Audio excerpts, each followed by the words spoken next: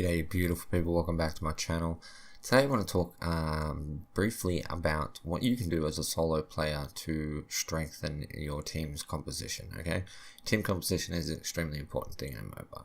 Epic recently has released a 2-part counterpicking blog, which prompted me to get on to this topic a bit sooner than I had intended to.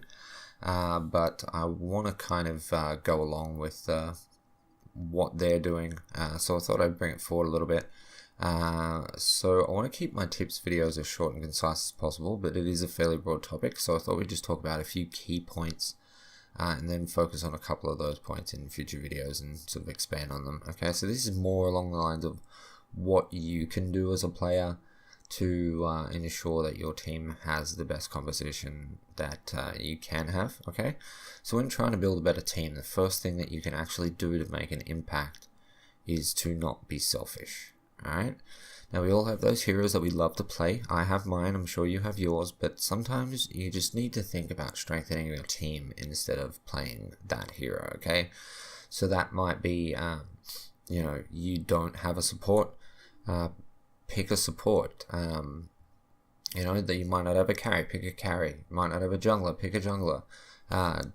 Being the last person in a draft queue, a lot of the times I will make sure that I am fitting what is needed. Okay, so let's take an example of the problem that I come across with this all the time. All right, you're the last to pick in the draft lobby, and everyone has picked a hero on a position. Okay, you have a carry, you have a support, you have a jungler, and you have a mid laner. Your team does not need you to pick Seraph and demand that you take jungle because of how strong she is. Okay, they don't need you to pick an extra carry. What they need is for you to pick a hero that will do well in offlane and fits into your team well, okay? So you do this by assessing your team's strengths and weaknesses.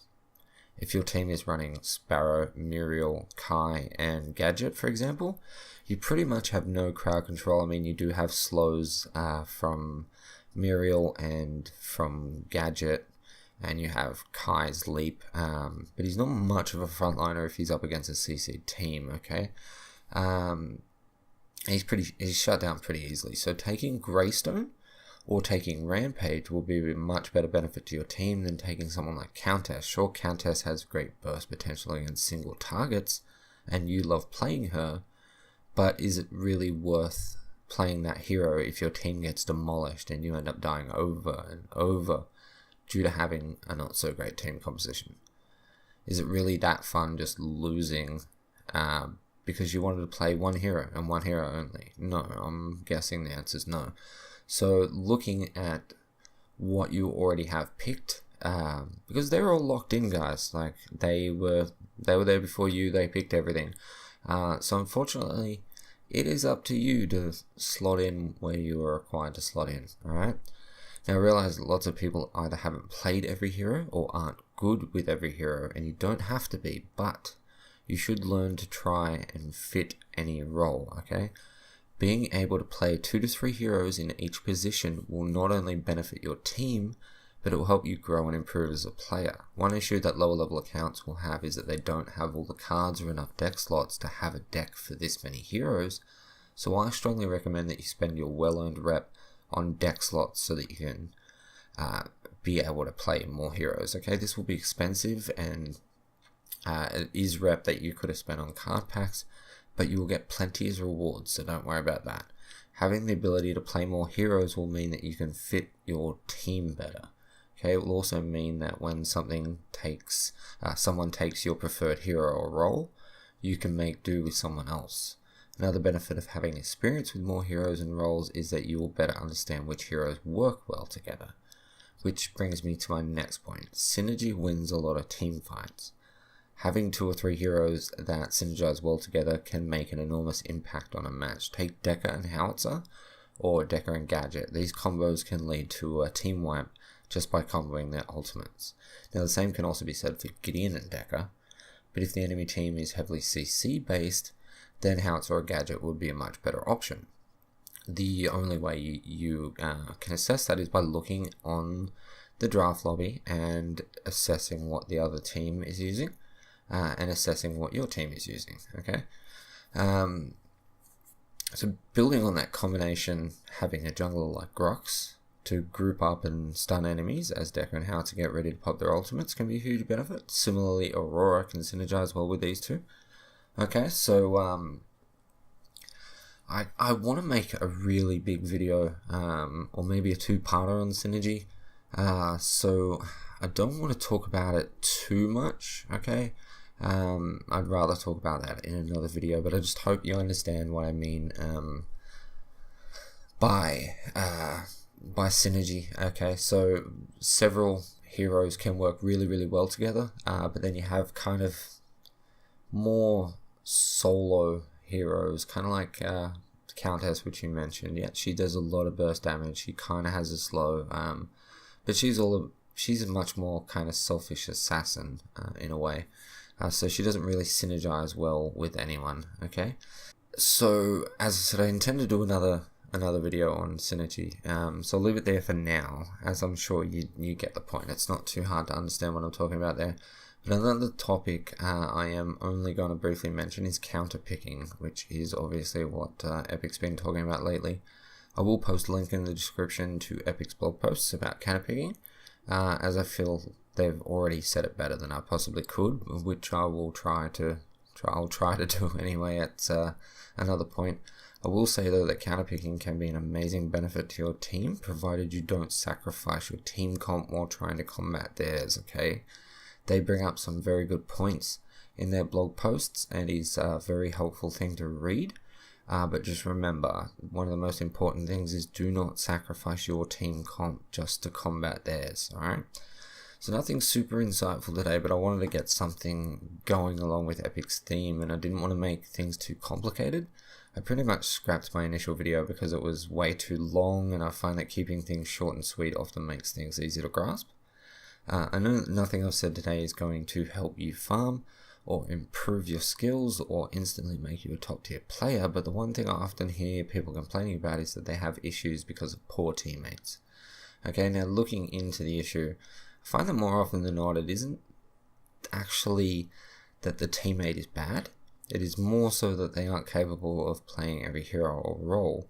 So why not try to be the flexible one instead of forcing them into something they're not comfortable with? Now yes, I know it sucks. I do it all the time. Most of the time when I solo queue, I end up being the last person to pick a hero so that I can assess what my team wants, what they want to play, and pick a hero that fits a missing role or synergizes well with the composition they've chosen. Okay, now I know you may sort of think, why can't everybody do that? It's sorry to say, but that's just the way things are. So being a less selfish player will definitely mean that you don't always get to play what you want, but at some point, if you really want to win, you'll have to play other heroes and roles to benefit your team. In a perfect world, everyone on your team would talk about who they are picking, and who should play what before any hero is locked in, but this isn't a perfect world. It's the toxic world of online gaming. Like you, I wish everyone would make draft picks that benefit the team instead of being silly and selfish, but that's life. So if you want something to change, you need to take the initiative. Remember, all this may very well change if we get a proper ranked mode, so hang in there. But just keep all this stuff in mind, guys. Like, for the newer players, of everything that I've said, I would probably recommend that, getting more deck slots and playing more heroes, even just in co-op. Going to just, even if you don't intend to ever play them, sort of going into co-op or solo and playing Feng Mao just to learn what he can do can be a huge benefit to the way that you play the game, because you know what they're capable of doing. A lot of the advantages that players that have been playing a lot longer have is that they know what every hero can do. Okay, they've played 1,000 matches, and they know that when the only two people are alive are, say Decker and Gadget, yeah, they have a lot of synergy together, but they don't have the strongest, Decker doesn't have the strongest wave push. They know how to see if Decker's getting ready to stun. They know what the little cues are for people's abilities. Like when I play with Freak and I'm playing Narbash and he's playing carry, I pretty much don't even have to tell him that I'm going in for a stun and going to attack the enemy, because he just knows. He sees the tiniest little movement in my hero as it goes to use an ability, and he just knows. Okay, like, you will get to a point where you will understand how to tell what enemy heroes are going to be doing at what points. Okay, but you're not gonna be able to do that if you don't have any experience with them whatsoever.